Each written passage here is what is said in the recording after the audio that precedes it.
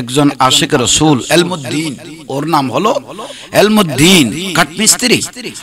1923 সালের মধ্যে 1923 সালের মধ্যে এলমুদ্দিন কাঠমিস্ত্রি আশিক রাসূল একজন বেয়াদবকে হত্যা করেছিল।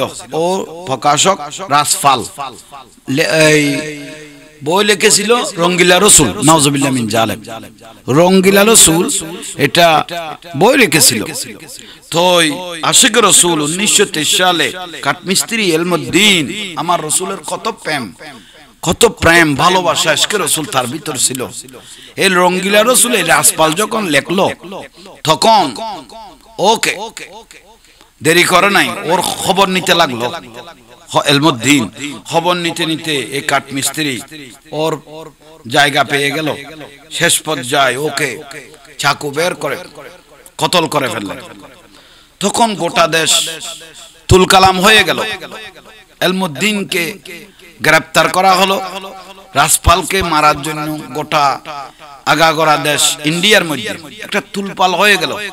শেষ পর্যায়ে কি করলেন, এই টাইমের মধ্যে আমাদের ডক্টর আল্লামা ইকবাল রহমতুল্লাহ আলাইহি, তো উনি এবং ওনার যে উকিল দাঁড় করানো হয়েছিল আদালতের মধ্যে, ওনারা আশিক রাসূল এলমুদ্দিনকে বলতেছেন আপনি একটু ওই কথাটা একটু ছলনা করে বলিও, আপনি রাসপালকে মারার টাইমের মধ্যে আপনার মাথা ঠিক ছিল না, আপনি উত্তপ্ত অবস্থায় ছিলেন, মাথা গরম ছিল, হোশ ছিল না, আমি মেরে ফেলেছি, এটা বলিও।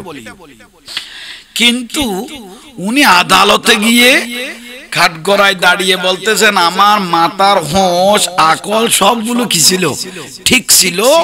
আমার রসুলের সামনে বেয়াদবি করার কারণে, রঙ্গিলা রসুল এই বই লেখার কারণে, রসুল পাকের সামনে গোস্তাহে রসুল বেয়াদবি করার কারণে হোশে আকল আমি ওকে মেরে ফেলেছি। সুবহানাল্লাহ। এই এলমুদ্দিন একজন কাঠমিস্ত্রি, কোনো বড় মুফাসসির মুফতি নয়। তো শেষ পর্যায়ে ওকে ফাঁসির কাষ্ঠের মধ্যে ডুলানোর আগে তখন ডক্টর ইকবাল রহমতুল্লাহ আলাইহি ওকে ডেকেছিল, তোমাকে আমরা বলেছিলাম কি, তুমি বললে কি? তখন ডক্টর ইকবাল রহমতুল্লাহ আলাইহি এলমুদ্দিন বলতেছেন হুজুর আপনি কি বলতেছেন? আমি যখন কাঠগড়ায় দাঁড়িয়েছি তখন দেখতেছি আমার রসুল আমাকে ডাকতেছেন বুকে জড়ানোর জন্য। তখন আমি তাই জীবনের মায়া নয়, রসুলের মায়ায় পরে আমি নিজের জানটা কোরবান দিয়েছি। সুবহানাল্লাহ। আমি রসুলের কদমের মধ্যে আমার জান কোরবান দিয়েছি। এই টাইমের মধ্যে বিখ্যাত একজন বুজুর্গ, দুনিয়াবাসা বুজুর্গ আল্লামা জাফর আলী খান রহমতুল্লাহ আলাইহি, বিশ্ববিখ্যাত একজন আলেম, উনার জানাজা পড়িয়েছেন। ডক্টর ইকবাল রহমতুল্লাহ আলাইহি উনার খাটিয়া বহন করেছেন। এলমুদ্দিনের একজন ডক্টর ইকবাল পৃথিবীবাসী একজন দার্শনিক, উনি উনার খাটিয়া বহন করেছেন। তো সেই আশিক রাসূল এলমুদ্দিনের কথা আমি দুনিয়াকে স্মরণ করাতে চাই। এখানে আপনি মুফতি মুফাসসির কারি হতে হবে না, কারণ 22,000 এজিদ বাহিনীর মধ্যে 3,000 মুফতি ছিল, 7,000 উপরে হাফেজুল কোরআন ছিল, আওলাদ রাসূলকে জবাই করেছিল নবী পরিবারের 22 জন। তো আপনাদের মতো এইরকম এজিদি মুসলমান, এজিদি কোরআনের ফাকির প্রয়োজন নাই। এলমুদ্দিনের মতো একজন আশিক রাসূলই দুনিয়ার যথেষ্ট। একজন এলমুদ্দিনের মতো একজন আশিক রাসূলই দুনিয়ার জন্য যথেষ্ট। তো আলহামদুলিল্লাহ, আল্লাহ এই আশিক রাসূলের উসিলায় আল্লাহ আমাদের জীবনের গুনাহ মাফ করুক। আলহামদুলিল্লাহ, আল্লাহ কবুল করুক। আচ্ছা, বিশেষ করে যারা যারা এগুলো দেখলেন। আচ্ছা, আর একটা আবার প্রশ্ন, হুজুর মা বাবার গুরুত্ব কি? আহা, মা বাবা আমাদের জন্য বড় নিয়ামত। ওয়া কাদা রাব্বুকা আল্লা তা'বুদু ইল্লা ইয়াহু ওয়া বিল ওয়ালিদাইনি ইহসানা। আল্লাহ বলে আমার ফরজ স্থান হলো তোমাদের মা বাপ। হুমা, আমার রাসূল পাক বলতেছেন হুমা জান্নাতুকা ওয়া নারুকা। মা বাপ বেহেশত, মা বাপ দোজখ। ইজ্জত করলে বেহেশত, বেইজ্জত করলে জাহান্নাম। আন নজরু ইলা ওয়াজহিল ওয়ালিদাইন। কোন ব্যক্তি 10 লাখ টাকা খরচ না করে হজ করে না আসে, মহব্বত করে মা বাপের চেহারা তাকিয়ে থাকেন, একটা কবুল হয়েছে হজের সওয়াব আল্লাহ সুবহানাহু ওয়া তাআলা আপনাকে দিয়ে দিবেন। শুধু তাই নয়, বিশেষ করে এক সাহাবী রাসূল পাককে প্রশ্ন করলেন, আমি যদি আমার মায়ের চেহারা যদি 100 বার দেখি, আমার রাসূল বলে আল্লাহর কাছে কোনো রহমতের অভাব নাই, 100 বার দেখলে মা বাবার চেহারা 100 বার হজের সওয়াব 100টা হজের সওয়াব আল্লাহ সুবহানাহু ওয়া তাআলা আপনাদেরকে দিবে। তো সেই জন্য মা বাপকে কষ্ট দেওয়ার কোনো সুযোগ নাই। মা বাপ কবরের মধ্যে গেল ছেলে মেয়ের জন্য কাঁদতে থাকে, আমার ছেলে মেয়েগুলো ঠিক আছে কিনা। এত বড় মায়াদার, অনেক মায়াদার মা বাপ। কারণ প্রত্যেক দুনিয়ার প্রত্যেক মানুষের কাছে একটা স্বার্থ থাকে, কিন্তু মা বাবার স্বার্থ ছাড়া ছেলে মেয়েদেরকে মহব্বত করে। সুবহানাল্লাহ। আচ্ছা, আলহামদুলিল্লাহ। আল্লাহ আনোয়ার সাদিক কি প্রশ্ন?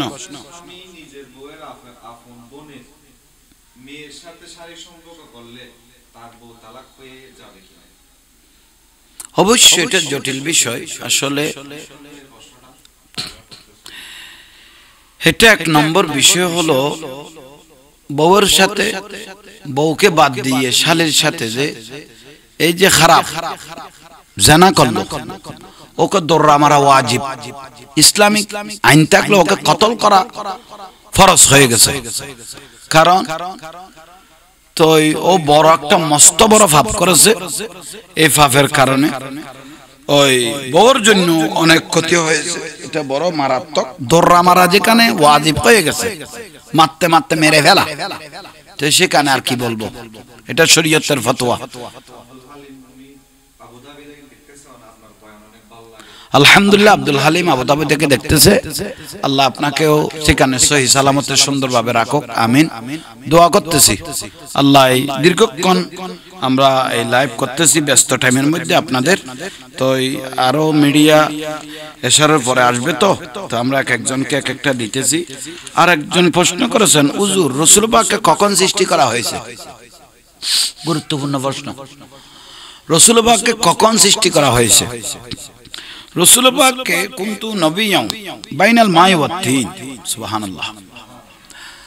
আমার রাসূল বলে আদম আলাইহিস সালাম, মা হাওয়া আলাইহিস সালাম তো সৃষ্টি হয় নাই, মাটি আর পানি এক হয় নাই, তখনই আমি রাসূলকে সৃষ্টি করেছে। আউয়ালু মা খালাকাল্লাহু নূরি। সুবহানাল্লাহ। লাউলা কালামা আযহারতু রুবুবিয়্যাতি। সুবহানাল্লাহ।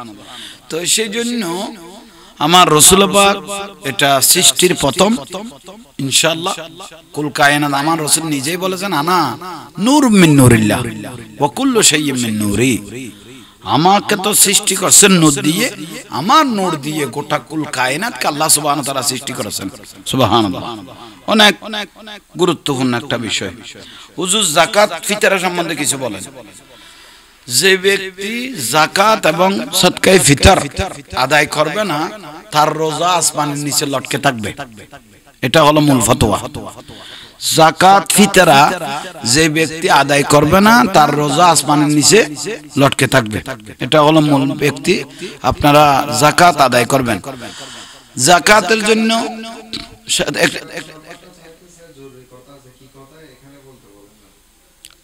না, আপনি যে নাম্বার চাইতেছেন এখানে নাম্বার না, প্রশ্ন করেন এটা আপনি। আর যদি অতি প্রয়োজন হয় আপনি বা আমার দরবারে চলে আসেন। কর্ণফুলী ব্রিজের পাশে মসজিদ পার্কের পশ্চিমে জাহাঙ্গীর হুজুর দরবারে। জাহাঙ্গীর বললে ইনশাআল্লাহ সবাই দেখাই দিবে। এটা মূল অ্যাড্রেস। মসজিদ ট্যাগের পশ্চিমে জাহাঙ্গীর হুজুর বললে, একটা রিকশাওয়ালা সিএনজি ওয়ালাকে বললে ইনশাআল্লাহ দেখাই দিবে। ইনশাআল্লাহ। ঠিক আছে, আলহামদুলিল্লাহ। আল্লাহ কবুল করুক, আমিন। ওই প্রশ্ন ওই বিশেষ করে যাকাত অবশ্য আদায় করবেন। যাকাত যদি আদায় না করেন, তাহলে যাকাত ফিতরা যদি আদায় না করেন, তাহলে আপনার রোজা কবুল হবে না। আচ্ছা, একটা গুরুত্বপূর্ণ বিষয় হলো 7.5 ভরি স্বর্ণ 52 তোলা রূপা যার কাছে আছে, তার কাছে যাকাত দেয়া ফরজ। এখন বিষয় হলো 7.5 ভরি স্বর্ণ এখন লাগবে না। যার কাছে 1 ভরি স্বর্ণ আছে, এটা মশলা, যার কাছে 1 ভরি স্বর্ণ আছে তাকে যাকাত দিতে হবে। এটা হলো মূল বিষয়। আপনারা ভালোভাবে কথাটা আপনারা হাত পেতে নেওয়ার জন্য চেষ্টা করবেন না, যার কাছে 1 ভরি স্বর্ণ আছে দেওয়ার জন্য চেষ্টা করেন। এটা হলো মূল। কারণ এখন 1 ভরি স্বর্ণ 1 লক্ষ টাকার উপরে। 1 ভরি স্বর্ণ 1 লক্ষ টাকার উপরে। তো সেই জন্য 52 তোলা রূপা পরিমাণ। রূপা তো ধরেন 1 ভরি 1 তোলা মনে করেন 1200 টাকা।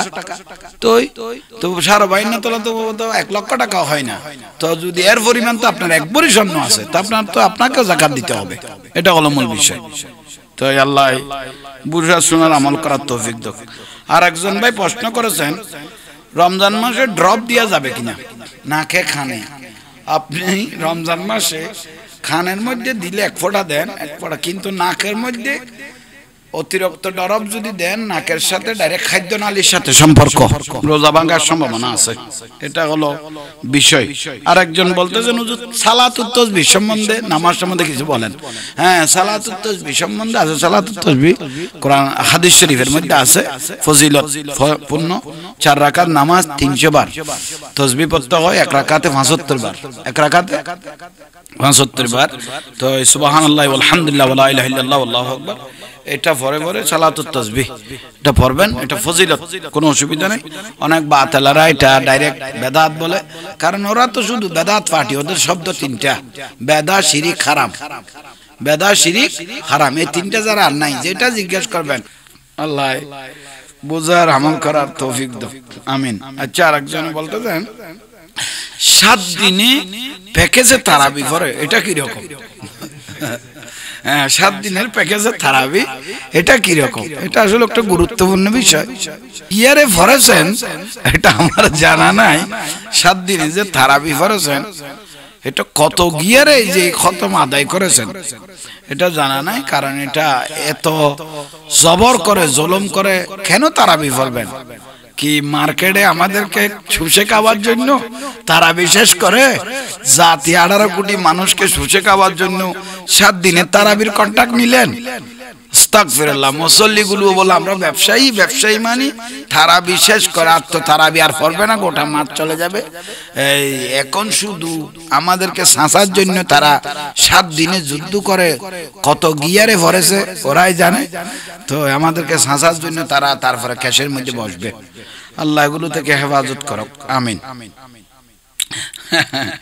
এগুলো আসলে দুঃখজনক বিষয়। দেশ এবং প্রবাস থেকে যে যেখান থেকে দেখলেন, আমরা দীর্ঘক্ষণ ইনশাআল্লাহ লাইভ করেছি। যারা দেখেছেন আপনাদেরকে মুবারকবাদ, ধন্যবাদ। আমি জাহাঙ্গীর হুজুরকে দোয়া করবেন, ধারাবাহিকভাবে প্রায় 300টা প্রশ্নের আমরা ইনশাআল্লাহ উত্তর দিতে থাকব। ইনশাআল্লাহ এগুলো ধারাবাহিক থাকবে ইনশাআল্লাহ। যারা দেখতে থাকবেন আল্লাহ আপনাদেরকে মুবারকবাদ, ধন্যবাদ। বিশেষ করে আমাদের সুন্নি মুসলিম মিডিয়া MBN, এগুলো আমাদের চ্যানেল, এগুলো একটু আপনারা ফলো দিবেন, সাবস্ক্রাইব করবেন।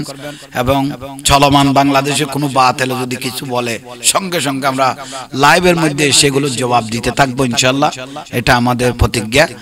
দোয়া করবেন আল্লাহ যেন এলমে হেলমে যেন বরকত দে। আর মাগরিবের টাইম, দোয়া কবুলের টাইম, আমরা একটু দোয়া করি। আল্লাহুম্মা আমিন। রব্বানা আতিনা ফিদ দুনিয়া হাসানা ওয়া ফিল আখিরাতি হাসানা ওয়া কিনা আযাবান নার। আল্লাহুম্মা আনজিলির রাহমাতা ওয়াল বারাকাতা ওয়াত তিজারাতা ওয়াল আমালা ওয়াদ দাওলাতা ওয়াল ইজ্জাতা ওয়াল ঈমান আল হিফাজাতা ইয়া রাব্বাল আলামিন। রব্বুল আলামিন আমাদের দোয়া ফরিয়াদকে কবুল করো। রমজানুল মুবারাকার খুশবু আজকে দীর্ঘ 10 দিন চলে গেছে। আহা, রহমতের 10 দিন চলে গেছে। আল্লাহ আমরা তেমন ইবাদত রিয়াজত করতে পারি নাই। যে কাজ করলে তুমি আল্লাহ খুশি হবে, আমার রসুল খুশি হবে, সেরকম কাজগুলো করার তৌফিক দাও। বিশেষ করে সামনে যে রোজাগুলো আছে, যেভাবে তুমি আল্লাহ খুশি হবে, আমার রসুল পাক খুশি হবে, সেভাবে রমজানের এই রোজাগুলো রাখার মতো তৌফিক দান করো। আমাদের আওলাদ পর্যন্তকে আল্লাহ তুমি কবুল করো। জগৎ বাঁচা আশিক রসুল, রসুলের গোলাম বানাও। আল্লাহ ইদুরুসসালাম সব রসুল পাকের রওজা মুবারকের মধ্যে পৌঁছাই দাও। যুগে যুগে নবী রসুল সাহাবা শুহাদা আলেম উলামা পীর বুজুর্গ ওলি আবদাল হাসাতান হুজুরে গৌস পাক রাদিয়াল্লাহু তাআলা খাজা গরিব নওয়াজ আব্দুর রহমান চৌরবি সিরকুটি সৈয়দ মোহাম্মদ তৈয়ব শাহ রাহমাতুল্লাহ আলাইহি সহ গৌস ভান্ডারী আলে ভান্ডারী বা ওসি গৌসুল আজম সহ আল্লাহ বিশ্ব আলী শাহ যেখানে আলে ভান্ডারী সহ, বিশেষ করে আমিরদন খালাসনা আমির জামান শাহ সহ আলে আমির ভান্ডারী সহ মৌলানা ওয়াহিদুল্লাহ শাহ রহমতুল্লাহ আলাইহি সহ মৌলানা আমার নানা জান মৌলানা মখলুসুর রহমান রহমতুল্লাহ আলাইহি সহ আমার নানি জান সহ আমার আব্বা জান মরহুম মোহাম্মদ আলী রহমতুল্লাহ আলাইহি সহ প্রত্যেকের রুর মধ্যে পৌঁছে দাও। আমরা যারা হাত তুলেছি আমাদের জীবনের গুনাহ মাফ করো। আল্লাহর সামনে পৃথিবী বাসা কিতাব আল্লাহ এগুলোর রসিলা আমাদের দোয়া ফরিয়াদ কবুল করো। সরকার নবীর খুশবু দাও, আশিক রসুল হিসেবে কবুল করো। যে কাজ করলে তুমি আল্লাহ খুশি হবে, আমার রসুল খুশি হবে, সেই কাজ করার তৌফিক দাও। রব্বানা আতিনা ফিদ দুনিয়া হাসানা ওয়া ফিল আখিরাতি হাসানা ওয়া কিনা আযাবান নার। রব্বানা যালামনা আনফুসানা ওয়া ইল্লাম তাগফির লানা ওয়া তারহামনা লানাকুনান্না মিনাল খাসিরিন। হাসবুনাল্লাহু ওয়া নি'মাল ওয়াকিল নি'মান মাওলা ওয়া নি'মান নাসির সুবহানাল্লাহি ওয়া বিহামদিহি সুবহানাল্লাহিল আযীম আস্তাগফিরুল্লাহাল আযীম লা হাওলা ওয়া লা কুওয়াতা ইল্লা বিল্লাহ আল্লাহুম্মা সাল্লি আলা সাইয়্যিদিনা মুহাম্মাদিন ওয়া আলা আলি সাইয়্যিদিনা মুহাম্মাদ ওয়া বারিক ওয়া সাল্লিম হুদায়া বিহাক্কি মুহাম্মদ রাসূল দুআ হাম গুনা বিহাক্কি লা ইলাহা ইল্লাল্লাহ